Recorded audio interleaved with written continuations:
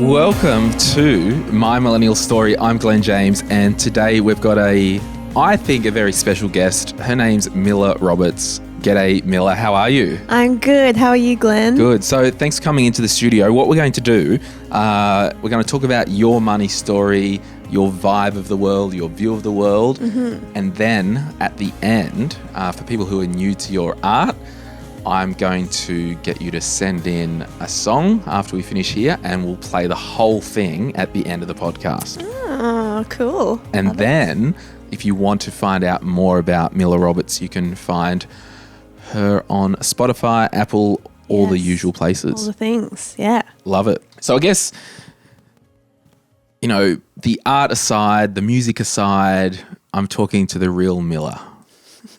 Now, if I was to say to you, because it's a very interesting question for those new to the podcast, what is your earliest money story or your earliest thought or memory about money?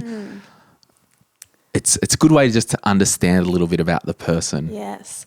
Well, I'm one of 5 kids, so we were never loaded growing up, but I remember my dad was always very extravagant when it came to giving gifts. He loves birthdays, loves Christmas, and would always go all out. But Mum was a little bit more frugal, quite thrifty actually. We used to always go op shopping as kids, and I have these distinct memories of her coming home, and she would sometimes go, to Salvos, or it was often Big W as well.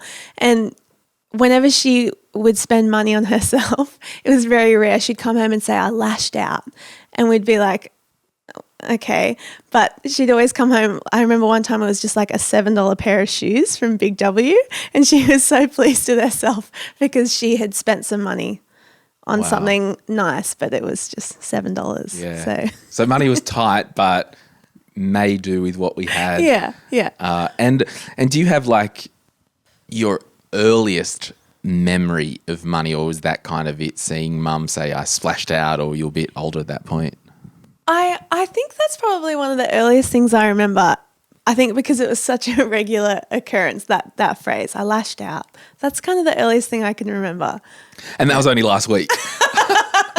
Yes, exactly. Yeah. Now, so fast forward, tell us a little bit about you. Like what are you doing with your life at the moment, and what have you been doing to date? Well, ever since I finished school, I've just been making coffee. So currently I manage a cafe called Estebar on Newcastle Beach, and am trying to pursue music on the side. So working full time and then doing that as well. Love it. And we will talk about kind of the thing on the side a bit later. But I guess as a child, and it's kind of funny, I feel like a bit of a psychologist sometimes. What did you want to do growing up? Or can you remember I just want to be this person? I always wanted to be a historian, actually. Yeah, it's pretty funny. But after finishing school, I looked into studying it, and there's just no jobs. So I kind of just let that one go. I'd still love to study it, but as soon as I realised that there's not really going to be any work in it, I kind of let that one go. Historian. Any particular type of history? I love European history, particularly Russia. Fascinated by Russians. Why? I don't know, they just have such an interesting history. They lots of cultural change in such a short amount of time. I'm just fascinated by them. Have you been to Russia? No. Yet. One day. Not yet. One day. Not yet.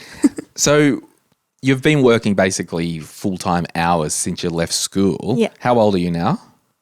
24. Yeah, so you're 24, at the lower side of millennial. Yeah. A year later, you may have been a Gen Z. Yeah. Which is interesting. I've found, and probably you can tell us more, particularly around the 23, 24, 25, you may have social traits of both Gen Z and millennial.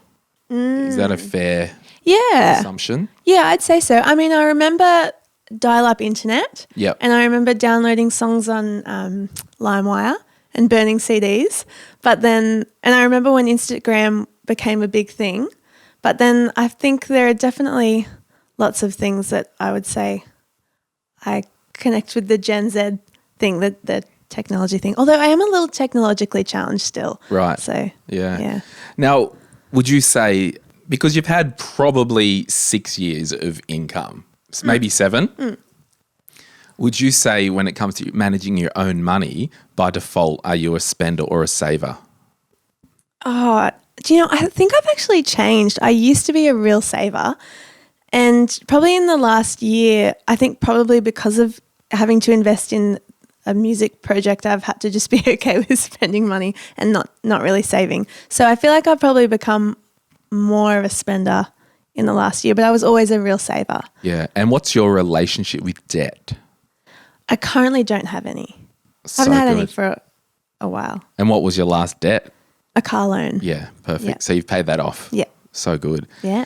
And how do you manage money on do you get paid weekly or monthly or fortnightly? Weekly. Yeah. How do you manage your own money on a weekly basis? So the money comes into your account and then what happens? Well, I distribute them across a few different accounts, like you suggested. So I've got my weekly allowance, I've got my car maintenance, and I've got my utilities, savings, and I actually have an account dedicated to skincare. That's so good.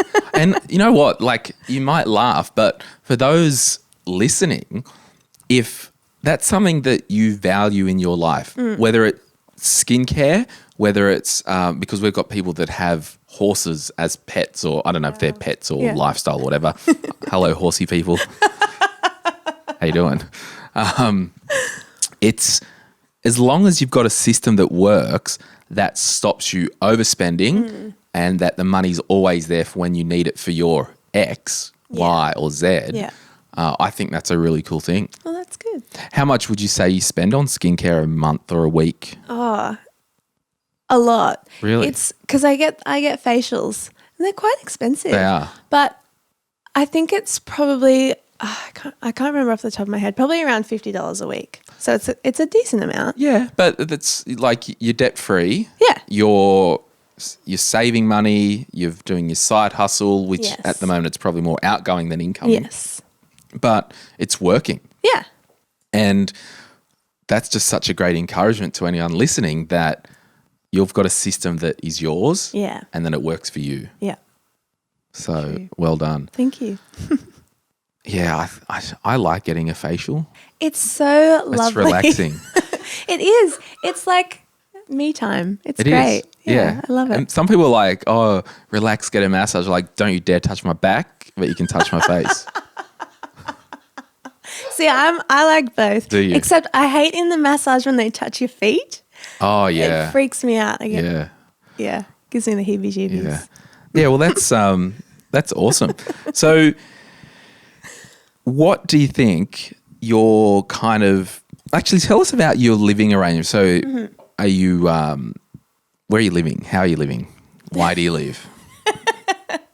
So I've actually just moved, but I've just been doing the share house thing for a fair few years, but I've just moved in with my friend in Lake Macquarie. So I've got a little room. A little room. And how much do you pay a week in rent? 200. Yeah. Yeah. So it's good. Yeah. Works for you. Yeah. So you're renting with friends. Have you ever lived alone? I have not. No. No. And do you have what's your longer term, I guess, goal with living? Like, do you want to live by yourself? Do you want a house? I actually would love to live by myself. I would love to have either like a room or a garage or something just for a studio. Yeah. So I could do that from home, because I currently just have one set up in my bedroom, which is awesome. But I'd love to have a full space for that. So yeah. Love it. So what would you say is your current biggest next financial goal? So we've all got kind of things that we want to work toward. What's your next financial goal, or are you saving for anything? I am currently saving for another record. So trying to record an album in the next 6 months. So as, I guess, an artist, like from one artist to another, like how long does it take? Like the first album that you've just released, or is it an EP? EP. Yeah. How many songs are on that? So that's 5 tracks on there. And how long does it take you to kind of have those polished before you even call a producer and say, I want to go down this road? Well, for this EP, it was kind of a much slower process because I'd written pretty much all of those songs about 5 years ago, and I kind of just wrote them just because, and not with no real intention behind them. And then I originally just started recording demos just because I wanted to hear them as some kind of finished product. And it was only after that I kind of thought, I probably want to pursue this. So that was quite a drawn out process. And then once I decided that I wanted to do it, it was like, cool, I'm going to get in contact with a producer and then get the ball rolling from there. But from the point that I kind of got started on making it happen, it was probably about a year, probably over a year from it being started to like a finished product. So I guess as a creative, you said you're debt free. Would it be a fair statement to say that like less money pressure in your life allows you to be more creative, or do you thrive under pressure? Like, it's probably a bit of both, I think. But it definitely helps to know that you like. I would say it's very important to save for the goal and then make it happen, so that then you've got this relationship of that was a reward for the hard work of saving, rather than doing the thing and it potentially not maybe going so well, or you not having the finance to back it up and then being in trouble with it. I think I saved for it and that felt like a healthy relationship with the project. Do you think you would ever, like if someone said, oh, you can do this, you can so do it, like do you think you'd be just like, oh, I'll go get a 10 grand personal loan and then do it? Is that your vibe? No. The personal loan thing it kind of freaks me out. I think if it's something like a car or a house, something you absolutely need, I think that's fair. But if it's something that you can potentially delay and save, I think that's better. Or even cash flow. Yeah. Yeah. Yeah, because I think like with these types of goals that like creatives have, there is that, I guess, thought process is like, oh, I just need, if I can get the money and I can nail it. The problem is if it doesn't work out, you might have 3 years to pay off something. And like as an emotional, imagine that, paying off a loan over 3 years, and there's probably plenty of us that are out there who have done this. It's like, I'm reminded of it every month of my failures. Like, exactly. Because there's really no pressure in your life, be it from, where you live, your work, like everyone's got work pressure, but financial pressure, like you're in a good space. Yeah. And it means that with the upcoming project, I can kind of take my time with that as well. Yeah. So. What do you think the best thing is that you've ever done? And it doesn't have to have anything to do with money, like just as a life thing. And while you're kind of thinking, I think it's so important, like when I ask people these questions, like life is for living, and the money stuff just plays into that a little bit. Like one of the best things I've ever done, it's a sad thing, but it was just a very special moment and had nothing to do with money. And that's just, and I might share it at the end or whatever, but what do you think the best thing that you've ever done? Well, I feel like this EP has been the thing that I've been most proud of so far in my life, kind of working towards something and it being quite a precious project to me, and then, kind of working really hard on getting that to the place where I wanted it to be, and then feeling like it's out there, and now the hard work is kind of starting to pay off. So I'm definitely super proud of that achievement. Yeah. And I think you've just like done such a banging job, and thank you. I know that I heard some of the songs before they were kind of on Spotify, and had it on repeat through like, I think you had it on SoundCloud or Dropbox or something in my car, and it's like, this is really cool. And part of the story of Miller, I wanted to get you in just to have a chat about you as a person and your money story. But I want heaps of people to hear such good creative art. Thank you. And I would probably say as well, like, I'm going to ask you a couple more questions about you, and then we'll go into like the whole creative side, because there are a lot of people that listen who are creatives, be it artists or with paint or guitars or whatever. I don't know. I'm not a creative, you can tell. Do you have a worst money mistake that you've made? Actually one that happened in the middle of COVID. I'm quite clumsy, so I'm always breaking my phone and all the time. And I broke my phone and then I was getting my phone backed up on my laptop, and then I was setting up this, like, my friend's old phone that I was borrowing, and it was this whole saga.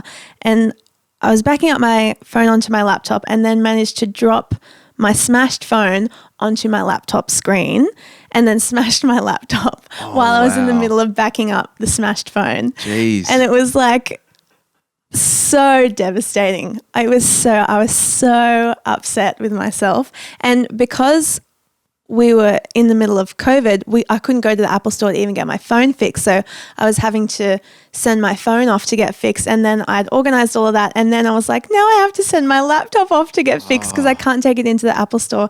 And I can't figure out how to back up all my music that's on my laptop. I didn't put it onto a hard drive or anything, which is silly. And so then I ended up having to call my brother to come around, and we had like this slither of a screen that we could see. And so we're putting all of my files onto a hard drive so that I could have all of my stuff, and then ended up having to buy a new laptop because I called someone and they were like, man, you just got to get a new one. You know, it's funny, and I guess there's probably nothing you can really learn from that other than maybe just hold your phone a little tighter. Hold your phone a little tighter. Google, how does the cloud work? I don't know. I hate the cloud. I don't know how it works. But it's funny, like, as a society, we're in this weird thing that, 30 years ago, when our parents were like raising young families, they didn't have to have $4,000 worth of tech or more in the house. Yeah. They didn't have to have internet. It was like, it's almost this, as people now and a young person, you really need a Mac. You really need a PC. You do, yeah. And it's almost unfair for younger people with a lower income. They need the same amount to spend on the crap. Totally, yeah. Yeah, it's just really weird, isn't it? It is crazy, and there's such a monopoly on it as well that like with Apple, if you want an iPhone, you have to have the Mac. Yes. And that makes me so annoyed. But yeah, that was a devastating blow. Yeah. Yeah. What's the one piece of, I guess, money advice you'd give to your best friend if they said, hey, Mills, my life's a financial train wreck. Help. Ooh. Get the Glen James spending plan. Truly. Okay. I don't ask people to say this crap. I kid you not. Like, heart on my hand or whatever the bloody saying is. Heart on my hand. Exactly. Well, bless you, Millie. Miller. Whatever your name is. Thank you. Do you have any particular interests in any type of non-profits, be it financially, with your mind and emotions, or anything like that? Yeah, I have two sponsor kids. Right. From Compassion, and so one is in Tanzania and one's in Indonesia. Two little girls, they're beautiful. So I that's like a monthly contribution. Right. So yeah, that's amazing. If 10 grand dropped into your lap today, other than buying me lunch, and what would you do with that money? I think I would go straight into recording. Really? Just dive right in. Probably book a nice house somewhere, get a whole bunch of nice gear and run away and record. Well, we're going to have a quick break. Right. We're going to come back and talk about how much you spent on the EP. Yeah. We're going to talk about your view of the music industry and being an upcoming artist. And this is the whole thing, like the big get bigger with everything we do now. So we need to support grassroots stuff. Yeah. Be it small business, artists, whatever. So we'll be right back after this. And we might get Nate to play one of your songs as the bump in and bump out of the little ad break. Nice. Love it. Camilla, you are, I believe, a fabulous musician, an amazing singer, and it's kind of weird I said the word fabulous, but whatever. You're amazing. Who has been your kind of musical influences to date? Well, I always grew up listening to a lot of Carole King and James Taylor and like Eva Cassidy, stuff like that. So I definitely am influenced by that kind of old school folk kind of stuff. But more currently, I'd say artists like Sufjan Stevens, Bon Iver, and like I love Greta Ray as well. She's an awesome Australian artist. So yeah, a whole range I would say, but probably more prominently, artists like Bon Iver. And to your EP and the project, you know, you've got a handful of songs, you've kind of worked them at home, be it on the piano or guitar. Are you mainly writing music with the piano? Is that how people do it? Mostly on the guitar for me, and then a couple on the piano as well. I don't discriminate. I'm just thinking Delta. I'm imagining Delta sitting there writing music. She's got a piano. Innocent Eyes. Born to Try. Great songs. Hey Delta, come on the podcast. Yes. Yes, Delta. Yes. Do you reckon it's a real name on a birth certificate? I never thought about that. You should ask her when she comes I will. on the podcast. I will. Definitely. What was your question? I don't know. I have no idea. I have no bloody idea. Where were we? Piano, guitar. Oh, yeah. Yes. Mostly guitar for me, but then also a little bit on the piano. So, you know, Love either it. or. Either or. So you've got the map of the song written out, played out or whatever, recorded on your little SoundCloud. I'm making it patronising, your little SoundCloud. And then you're like, well, so for me, like, I like what you've done. Like, tell me if this sounds true. You've gone, I actually really want to pursue this. It's just not, I've done some, dodgy, garage band stuff myself and put that out. You've gone, no, I'm going to actually invest and make a quality product. Yeah. And because basically musicians, like as much as it's art, it's almost like a small little business. Yeah. I've got a product that I produce that I need to market and somehow get a return if you want to make a career out of it. I mean, if you're doing it just for the passion, awesome, love it. Yeah. But if it's a transition, so talk to us about that process about I've got to actually put some real money on the line here. Yeah. So I think for me, because the songs had been kind of bouncing around in my head for such a long time, I felt like I needed an outside perspective for some kind of fresh insight on the song. So it's easy to kind of get stuck in your own little bubble with tracks. So it's good to get someone else involved to kind of give you some new ideas and new perspectives on the songs. But I also didn't really know how to record it myself, so I needed help with that as well. So I would definitely recommend involving other people in the process because it gives you kind of, a little bit of freshness. And in terms of dollars, how much did it cost you, or how much would you expect someone listening, if they wanted to go down this road, how much would they have to pay to basically get a producer to sit with you, work through all the songs, then record it and then master it? What are we talking? Well,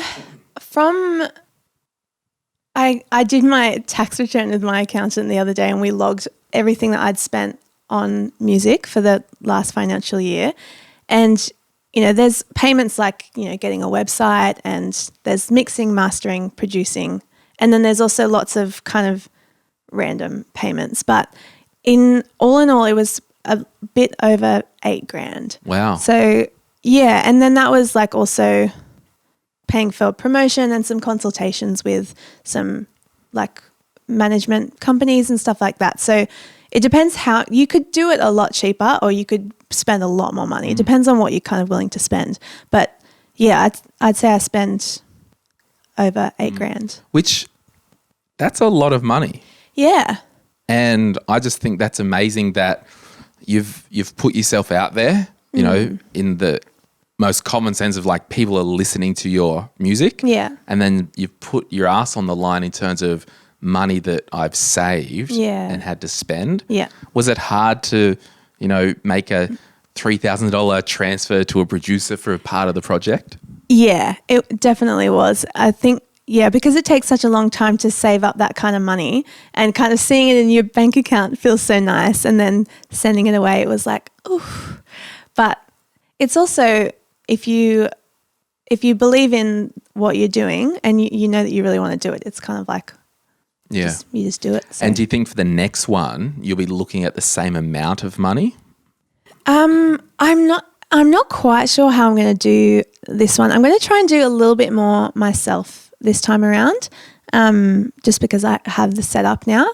But yeah, I still am kind of figuring out exactly how it will look, but I think I'll maybe get different people in for different tracks and stuff like that. When you talked about getting the producer to kind of be that external sounding board almost, it's almost funny. It's like you're saying that, I'm like, oh, it's just like our own personal financial goals or our direction for our life. It's like we've got this idea in our head, and, in your own mind, it's like, oh, it makes so much sense. This sounds awesome. And then you talk to your mate or someone and they're like, no, that's horrendous. What are you doing with yourself? Yes. Or like, amazing. What about a tweak here and tweak Yeah, there? totally. Talk to us about, like, did you speak to many producers before? Because finding the right person to partner with, it could be their view that you're rubbish, go away, and it crushes you, or the difference with, no, I actually see your potential and I want to work with you. Yeah, well, the producer that I worked with, his name's Jackson Barclay, and I knew him prior to recording. And so it just kind of felt like a natural thing for me when I decided that I wanted to do it. I thought, I'll just reach out to Jackson. And so then we kind of started that process of kind of workshopping the songs, and then we did a week in the studio just smashing it out. But you definitely want someone who, believes in what you're doing and who sees something special in it, because otherwise you're kind of fighting for it on your own. And it's so easy to, there's a lot of times on the way where you feel like, I don't think I'm any good at this, and I don't think I want to do it. And you definitely need someone who's on your side. Was it a growing process with like, you're putting yourself out there probably twice or three times. Once to like close friends and family. Yeah. Second to the producer. Yeah. And then third to the world. The world, yeah. Were there any wholesale big changes to any of the vibe or the art? Not hugely. Like there were definitely some points where a song would kind of take a direction and I would be like, I don't think I want it to go there. And that can be quite difficult to put into words, because you're like, I know I don't want it to go in that direction, but I don't know exactly how to solve that or where exactly I want it to go. But it's kind of like, I know I don't want to go there. So that's definitely was a growing process for me. And because no one else knows what your vision is except for you. And sometimes you don't even really know what it is either. But so, there's definitely a closeness to the person you're producing with, because they're trying to draw out of you what's already there. Yeah. So, yeah. Did you learn anything about yourself through the process? Yeah. Sometimes I shut down under pressure. High five. I think you're human. I mean, yeah. Yes. Yeah, no, there's definitely a lot a lot I learned. I also learned that I am a bit of a control freak and quite a perfectionist. Yeah, So, a lot yeah. of people are Yeah. with their thing. Their thing. Yeah. But it's a really good process because you learn how to communicate more effectively and you learn how to speak up over things that you're not loving or over things that you really do like, different sounds and different instruments or whatever the project is. So I definitely learned how to communicate a lot more clearly and openly. Yeah. But yeah, it's all learning. So I guess back to the money side, it's an amazing thing because you've invested $8,000, which is hard costs, and there's probably been a lot more soft costs. So if you trade your time for money, managing a cafe, they might give you X amount per hour. Yeah. If you go, X amount of hour that I've worked on this project, if my own time are the soft costs, like you've potentially spent thousands and thousands of dollars in terms of your own human capital. So it's this big risk. But on one side, you've got something that you're actually proud of and you can go to bed every night going, I bloody did that. Yeah. And for those listening, I would just so encourage you, if you've got a project or a hobby or an interest or something that you are wanting to do, you're debt-free and you like Miller, she was debt-free. It was a passion project and also let's try and maybe make something as a career. You need to go for it. And Miller, she's actually put herself out there and has taken a risk. And we're at the very start of Miller's journey. And my encouragement to those listening with the help of Miller is to be like, how can you follow your passion and your dream to see where it goes? Because those who risk it get the biscuit. That's what they say. They do. So we've spent maybe $8,000 hard costs, another $10,000 of soft cost. With the music industry, it's tough out there, particularly with COVID, obviously. Yeah. But like, it's almost like it's really hard to have those middle tier artists anymore. I don't know what that means, but I guess all I'm saying is, the Taylor Swifts will come to a city, do 3 shows in a row, and the first 1.5 shows covers their expenses. The second half, 1.5, and all the merch is all the profit. So the big get bigger. How, in your mind, it's got to be a long game. Yes. So how are you trying to do this as a transition? Yeah. Well, it has been tricky because of COVID. I think especially with kind of the more medium-sized artists, touring is really how they make their money. So it's definitely an interesting time. A lot of artists are kind of having to pivot. And so I think there's been some cool stuff like people doing the live streaming and all that sort of stuff. I haven't personally done that. But yeah, kind of still figuring out how I'm going to do that. But yeah, I think it's more, I'm trying to more just start with kind of online marketing and word of mouth. Yeah. And so like the kind of big thing at the moment is playlisting because a lot of, that's how a lot of artists get their streams. So it's kind of getting your songs on some good playlists and stuff like that. So I'm kind of trying to focus on stuff like that. Yeah. So if you like Miller's stuff and you've got a playlist that's got some big names on it, throw her in there. Well, it's if they have lots of followers. That's the thing. So there's lots of big playlists like Mahogany, and they have like a big YouTube channel, and Alex Rainbird and stuff like that. So they have like, I think Alex Rainbird has like 900,000 YouTube subscribers. And so if you get a song on one of their playlists, they have heaps of listeners. So that helps with your market. So realistically, the Spotify / Apple income, like I know like we've got our YouTube channel and I think we made $20 last month. Yes. We are retiring. So we monetize our YouTube very poorly. So like that's just, it's a nice thing along the way. because, you know, if you're earning X amount as a full-time employee, you've got to be able to supplement your income with gigging and whatnot. Yeah. So I think with Spotify, it's something like 6 cents a stream or something like that. Yeah. So I think I've made about $15. 10 and you're killing it.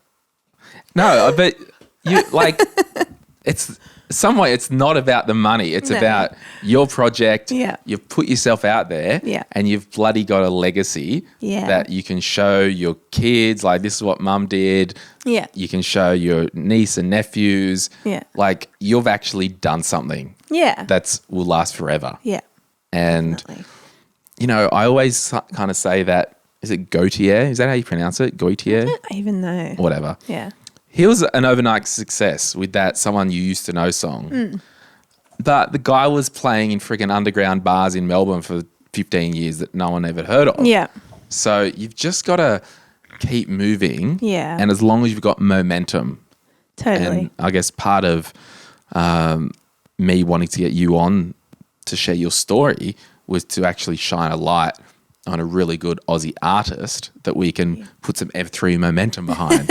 And and if you like Miller's music, which I do, you know, give her a share on Instagram. Like, why not? I had a friend in America who actually reached out and said, I'm listening to Miller Roberts. And I was just like, oh, no way. That's so cool.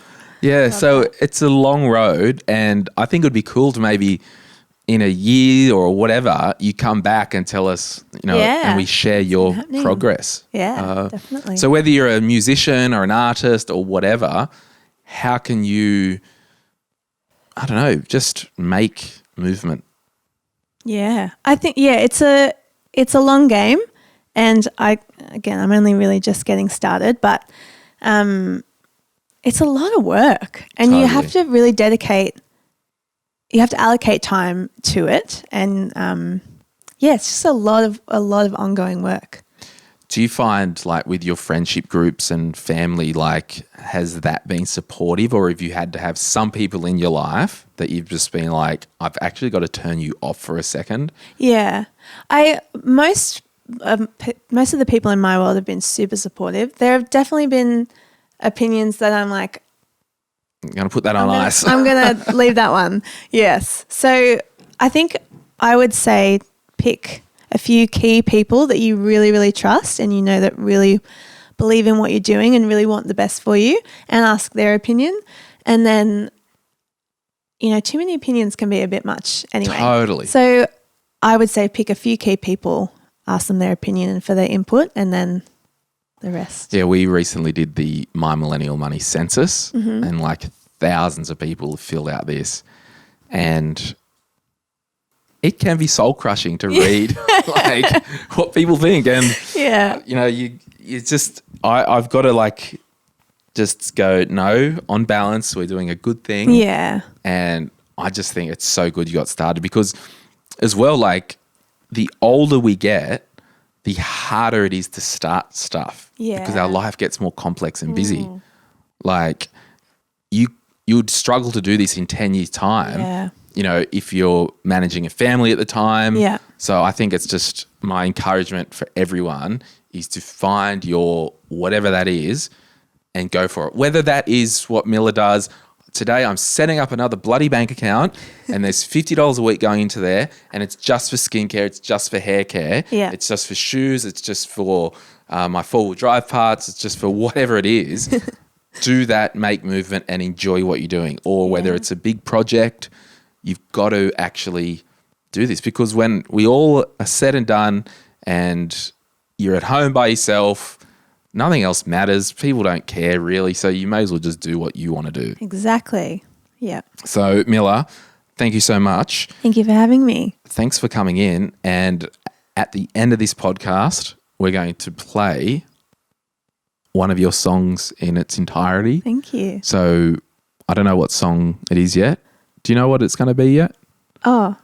Where We Stand? I think Where We Stand. I like secondhand information, to be honest. Okay. So we'll play one of them. One of them. And then you can jump on Spotify or Apple Music, subscribe, like, whatever you do.